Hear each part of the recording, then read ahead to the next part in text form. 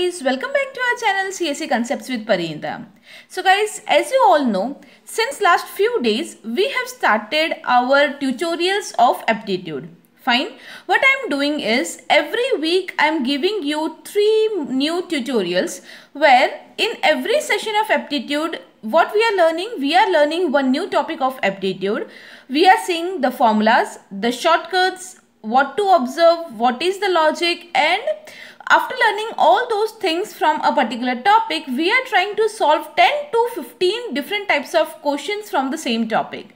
So that whatever you are preparing for, let's say you are preparing for your campus placement or any PSU exams or GATE, UGC NET, NIC, if you are preparing for any of those exams and from that particular topic, if any question pops up before you, after our session, you should be able to solve them out yourself.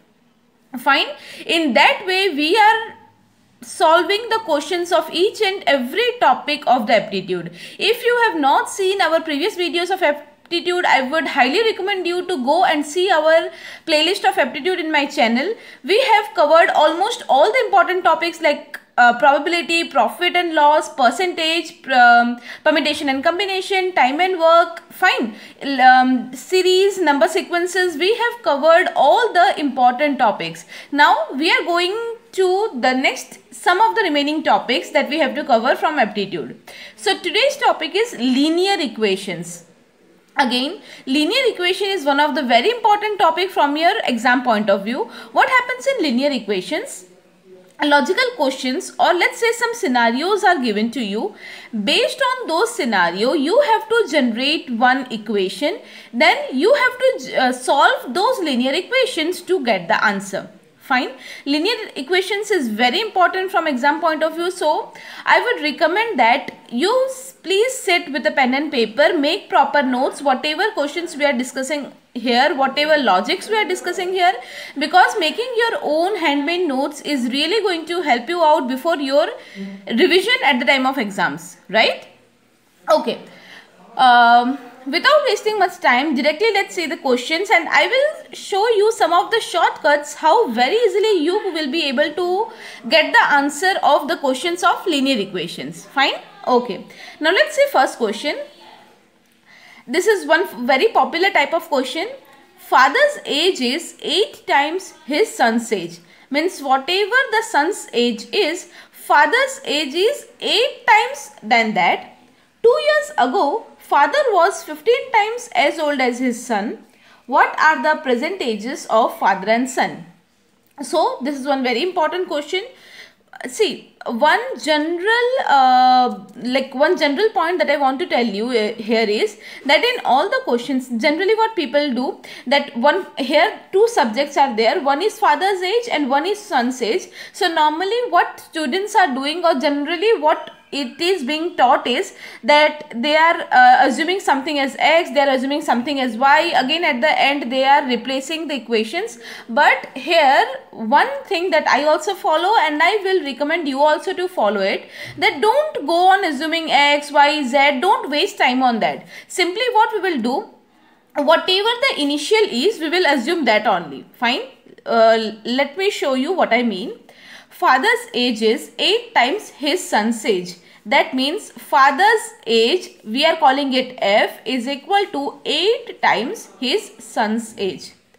Got it? That means so that we are not wasting any time, and at the time of answer also people are getting confused that what I am taking x, what I have taken y, what I have taken z, right? So we are not going into x, y, z or those variables, because in competitive exams it is very necessary that you are finding out the answer very quickly. So for father's age we are using the initial capital F, and for son's age we are using the initial capital S. Fine. So this is a general instruction that I wanted to give you. In every question we will follow this only, and you also check it out that while practicing also, if you follow this thing, it will save your time and it will help you to always go in the correct flow and find out the right answer. Okay. So father's age is 8 times his son's age. So father's age F is equal to 8 times his son's age. This is the first thing that is given to us. What is the second thing? 2 years ago, father was 15 times as old as his son.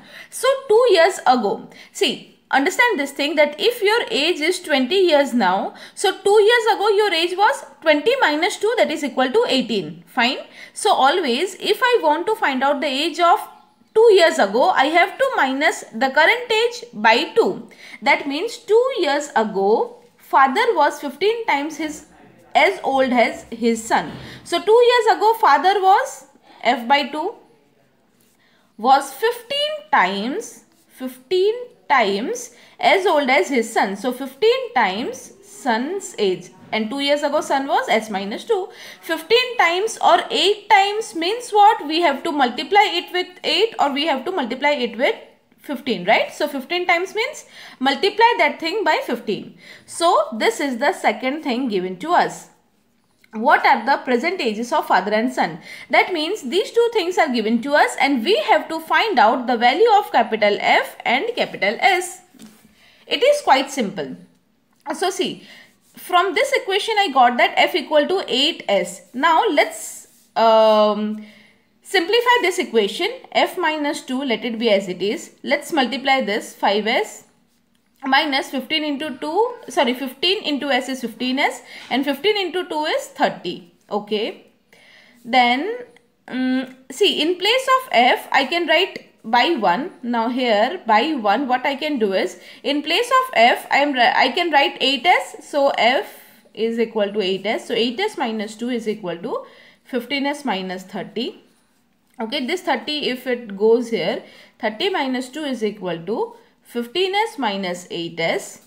So 30 minus 2 is 28. 28 is equal to 15S minus 8S is 7S.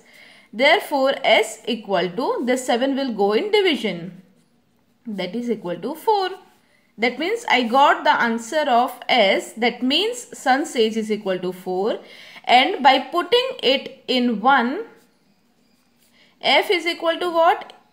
8 into S. So 8 into 4, that is equal to 32. That means what I got? I simply got the answer within a minute, that the age of son is 4 and the age of father is 32. And that was the required answer, because our question is what are the present ages of father and son. So the present ages of father and son are 32 and 4 respectively. Fine, as simple as that. So believe me, this thing is really going to help you out, that without taking any other variable like x, y, z, a, b, c or anything, simply take the initials. It will help you save a lot of time as well as it will help you to get the correct answer quickly. Fine, so this was one very important question. Let's see another question. Another question, I have taken many questions here for you. Okay. See this question now. Divide 120 into 2 parts such that 3 times the larger part equals 9 times the smaller part. Find the larger and the smaller parts. So again, as I told, let's say our larger part is S and our smaller part is S. Okay. Larger part is L and smaller part is S.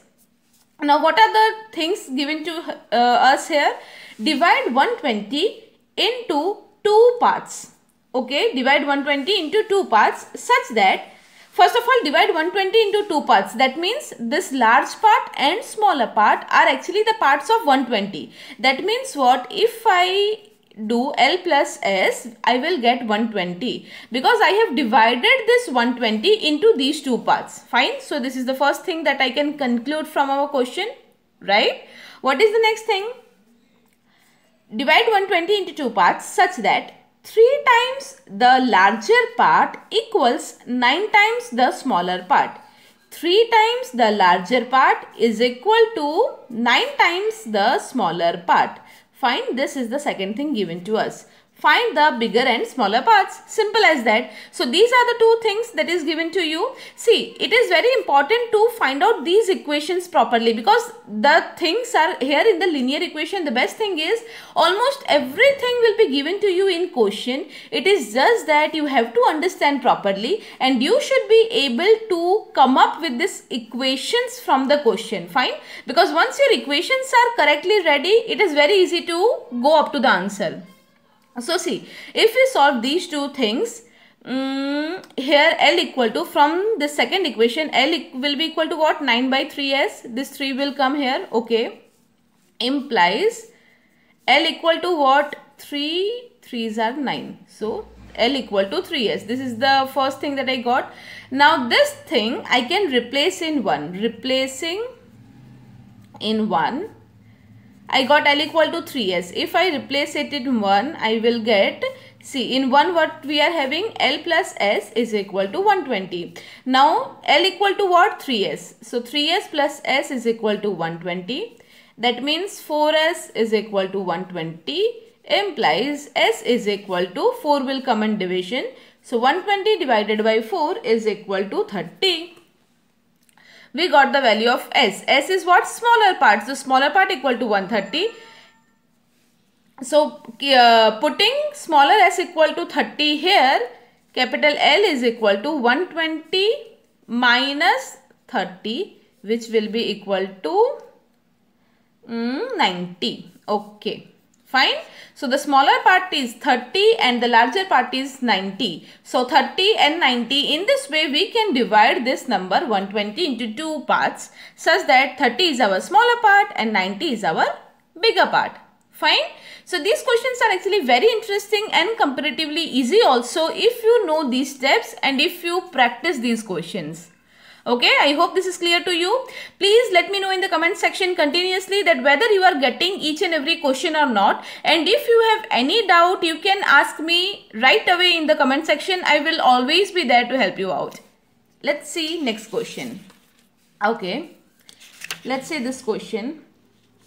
In a zoo, there are certain number of pigeons and camels. Okay, if the number of heads is 60, and the number of feet are 160, find the number of pigeons and camels that are present in zoo.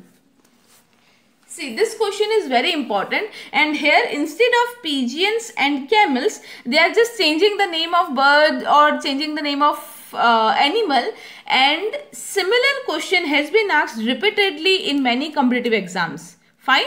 So see, this is a very interesting question. In a zoo, there are certain number of pigeons and camels. So there are certain number of pigeons and there are certain number of camels. We don't know what are the number of pigeons and camels. It is not given. If the number of heads is 60, they have not given us the number of pigeons and camels, but they have given us the number of heads. The number of heads are 60 and the number of feet are 100. So number of heads are given as 60 and the number of feet are given as 160. These two things are given to us. Find the number of pigeons and camels that are present in zoo.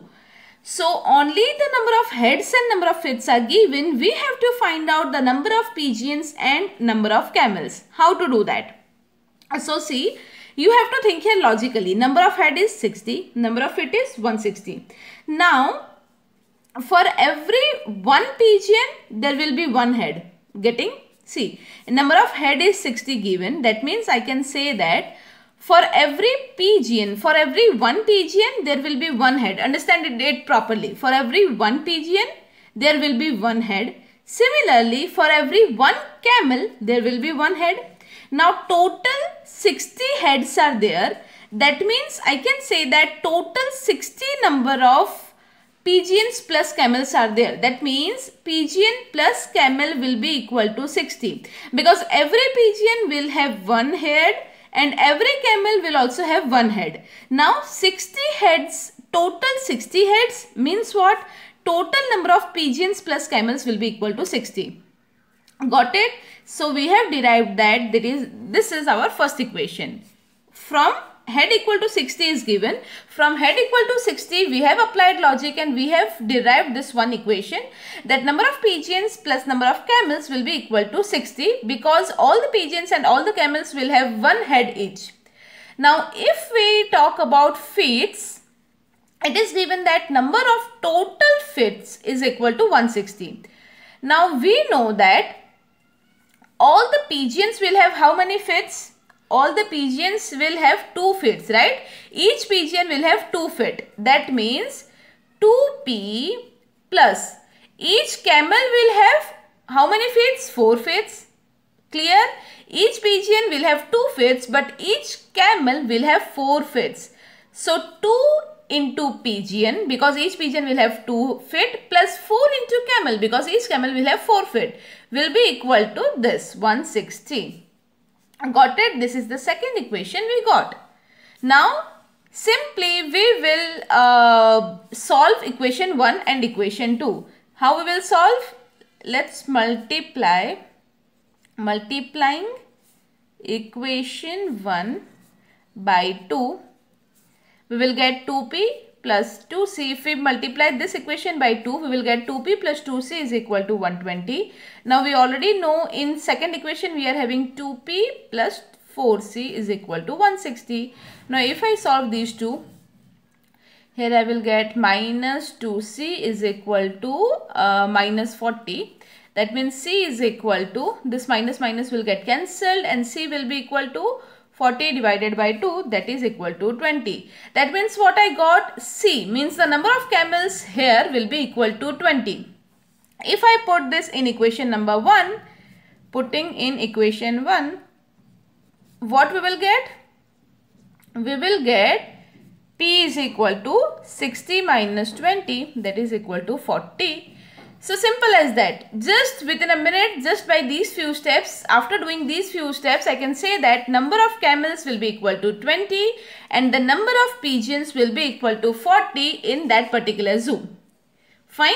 So this is the simplest way how you can get the answer of such questions very easily. Now let's see another question. In a class, the number of girls is 3 times that of number of boys. Then the total number of students is dash. See, this is very easy question, but this has been asked in GATE exam once. Fine. So this was the question that in a class the number of girls is 3 times than that of number of boys. Then the total number of students is dash. Total number of students is dash and the options are whether the total number of students is multiple of 5 or multiple of 4 or multiple of 6 or multiple of 3. So see how to approach in this. This is just like few seconds question. In a class, number of girls is 3 times that of number of boys. Number of girls is equal to 3 times number of boys. This thing is given to us. Then the total number of students is, now obviously in total number of students we will have girls as well as we will have boys. So total students will always be equal to all the girls plus all the boys. Now we know that G is equal to 3 into B because it is given in the question. So 3B plus this B as it is equal to 4B. That means what? Total number of students is equal to, we got that 4B. So the total number of students is always be the multiple of 4. Getting it? No matter what the value of B is, but it will always be the multiple of 4. Clearly we got it just within few seconds as I told. So here the answer would be multiple of 4. Got it? How you have to approach in such questions? Because just by reading the questions you will think that okay, like we have to do many calculation, this, that, but if your approach is correct like I showed here, you can get the answer in just 10 to 20 seconds. Simple as that. Fine. So in this way you have to apply logic. Let's see the next question.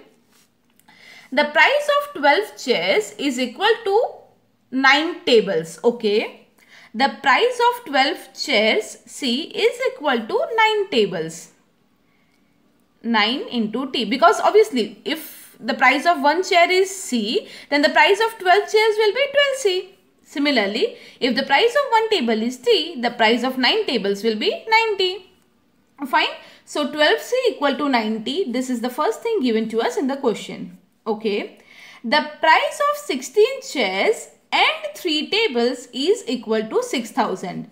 The price of 16 chairs and that means plus 3 tables is equal to what? 6,000 given. What is the cost of 18 chairs and 5 tables? So they are asking us what is the cost of 18 chairs and 5 tables. See, this is the first equation, this is the second equation, and what they are asking? They are asking the cost of 18 chairs plus 5 tables equal to question mark. This is the thing that they are asking. So obviously in order to find out 18c plus 5t, first of all we have to find out the value of c and t first. How to find out the value of c and t? We have to use equation 1 and equation 2. So how to do that? From equation 1, we can see that c is equal to, if 12 will go there, 9 by 12 into t. Okay, 3 into 3, 3 into 4. This is equal to 3 by 4t. So one thing we got from equation 1 is that c will be equal to 3 by 4 into t. This is the one thing that we got here. Now, if we put this in equation number 2, so putting this in equation number 2. Equation number 2 is what? 16c plus 3t is equal to 6000. We know that c is equal to 3 by 4 into t. So 16 into 3 by 4 into t plus 3t as it is equal to 6000. 4 into 4 is equal to 16. 3 into 4 is 12. So 12t plus 3t is equal to 6000. Therefore 12 plus 3 is 15. So 15t is equal to 6000. Implies t is equal to 6000 divided by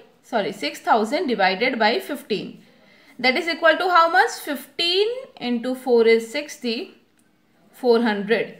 So we got the value of t as 400. Now if the value of t is 400, if we put it here, c is equal to what? 3 by 4 into t. T is 400.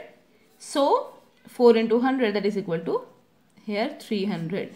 So we got that value of t. That means the cost of table is 400 and the cost of chair is equal to 300. We got this thing. Now this was the main thing that was asked in the question. So how to get that? We just have to put the value of c and value of t here. So we have to find out 18c plus 5t. That is equal to 18 into what is the value of c we got? 300 plus 5. And what is the value of t we got? That is 400. Fine. So that is equal to 18 into 300 is equal to 5400 plus 5 into 400 is equal to 2000 and 7400. In this way is our answer. Got it? So if you go step by step, these questions may seem little bit complicated or little bit lengthy, but if you know the correct flow, if you have the correct understanding and practice of such different types of question, you will surely be able to get the answer quickly and correctly. Fine? I hope this is clear to you. In case you have any doubt, you can always ask in the comment section. Now let's solve one last question and also very interesting one. A certain amount was distributed among 20 boys and each of them received rupees 100 more when the same amount is distributed equally among 25 boys. Find the amount. So what they are saying, that let's say here the total amount is t. Fine.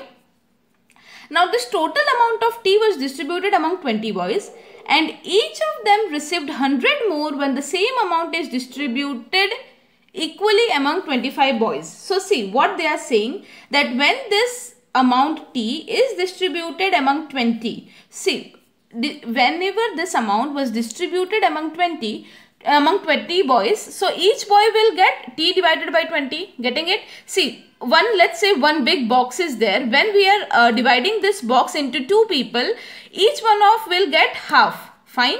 Half to this people, to this person and half to this person. Why? Because one whole box is there and when I am dividing it, that means 1 by 2. I am giving it to two people. So 1 by 2 they will get. So similarly here this amount is divided among 20 boys. So t by 20, t by 20, t by 20 is what every boy will get. Fine. So when we are dividing it among 20 boys, each of them will get t by 20. Now what they are saying, that when it was distributed among 20 boys, each of them received 100 more when the same amount is distributed equally among 25 boys.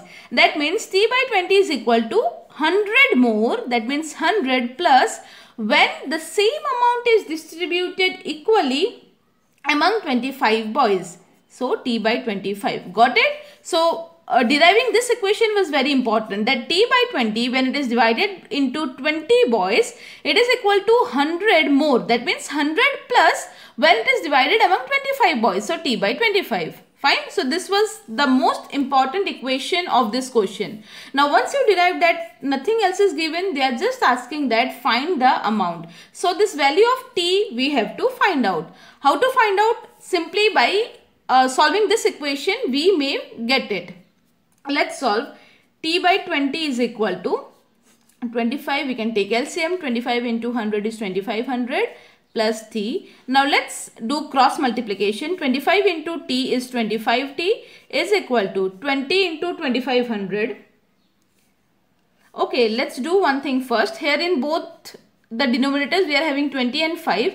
If we divide it by 5, so 5 into 4, 5 into 5. Like just to simplify, right? Now let's do the cross multiplication.